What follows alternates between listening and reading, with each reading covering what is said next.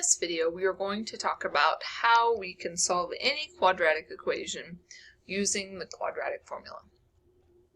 So consider this problem: x squared plus 3x minus 8 equals 0. We can't use the square root property on it because we don't have it in a situation where we have x squared by itself or a quantity of x squared by itself. And we can't actually factor it because I'm thinking of two numbers that multiply to -8 but add to a +3. That doesn't exist, so we can't actually factor. So we could complete the square, which is what we learned last class, or the last video, excuse me, or we can use the quadratic formula.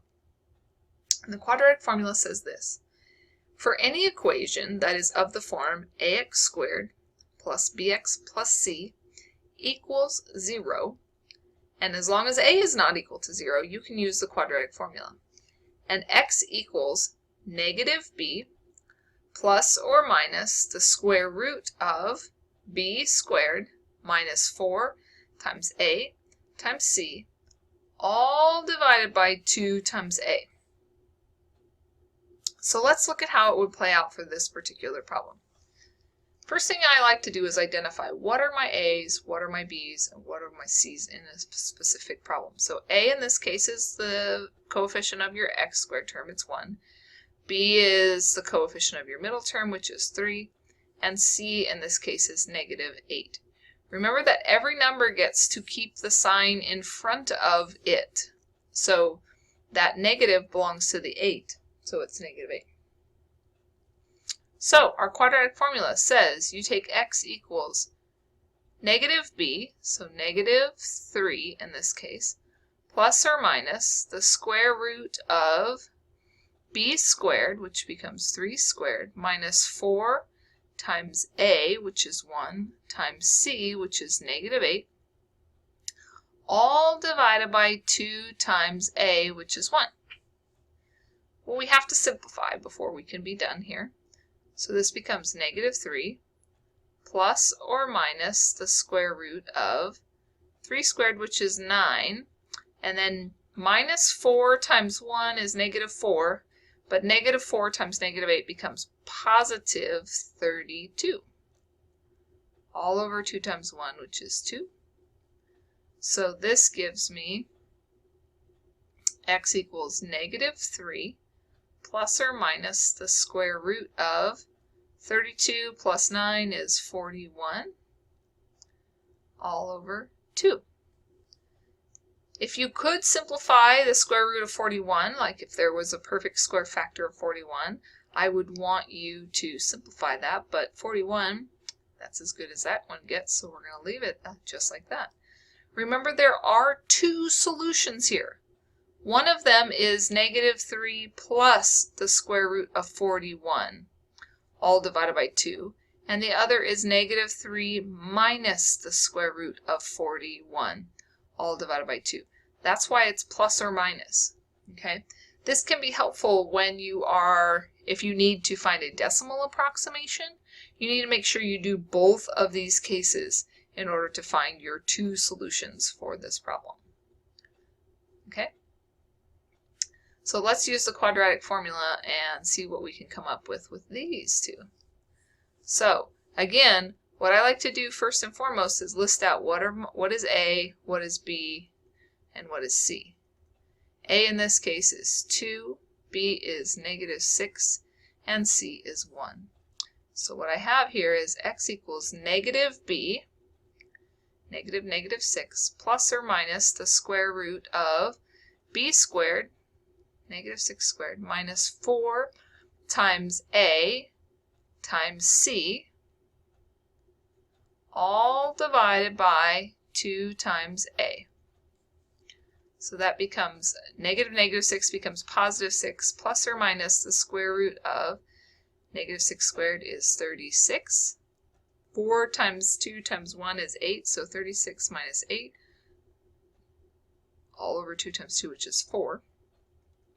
So this becomes 6 plus or minus the square root of 28, all over 4. Now the square root of 28, that's the same as the square root of 4 times the square root of 7. So I'm going to rewrite this as x equals 6 plus or minus 2 square root 7 all over 4. Now, you have one more way of simplifying this. From this here, 6 plus or minus 2 square root 7, I can really rewrite this as 2 times the quantity 3 plus or minus square root 7. Right, so I factored out a 2 from both this term and this term. And 4, remember I can really rewrite that as 2 times 2.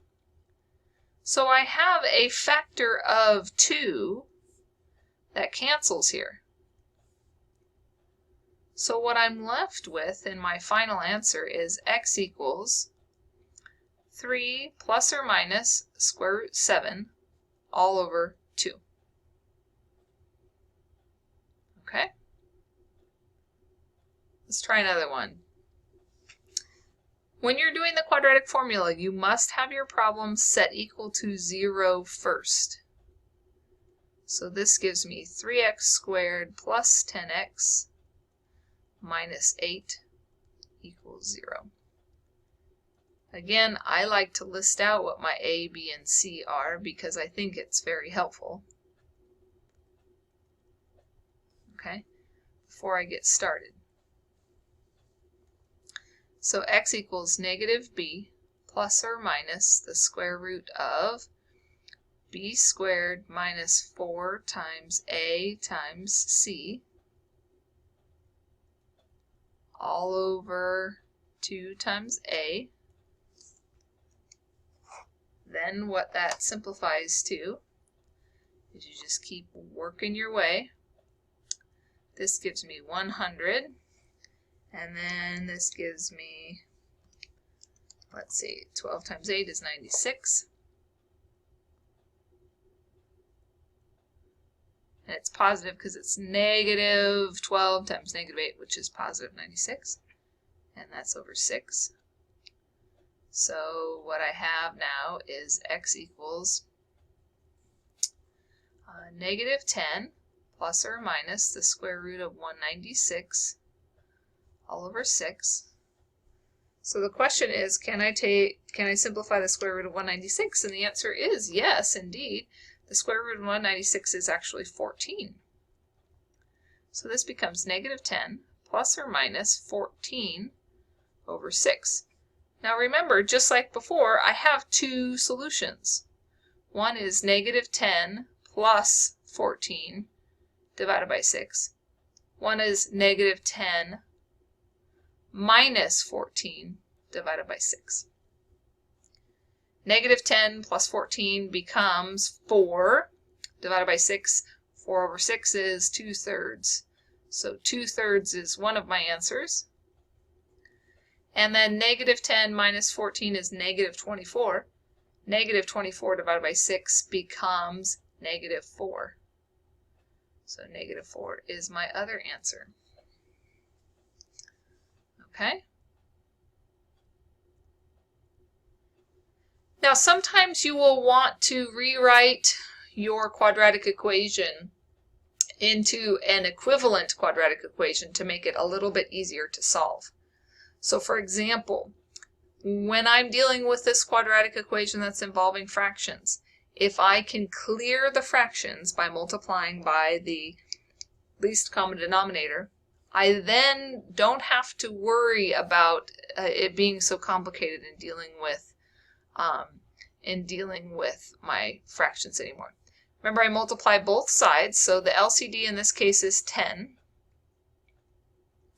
So what I really have is 10 over 1 times 1/2 x squared minus 10 over 1 times 3 over 5 x plus 10 over 1 times 7 over 10. And that equals 0 times 10, but that's still 0. So what I have now, when I simplify these, is I end up with 10 over 1 times 1 over 2. that becomes 10 over 2, which is 5. So 5x squared. 10 over 1 times 3 over 5, that becomes 30 over 5, which is 6, so this becomes minus 6x. And 10 over 1 times 7 over 10, that becomes 70 divided by 10, which is just 7.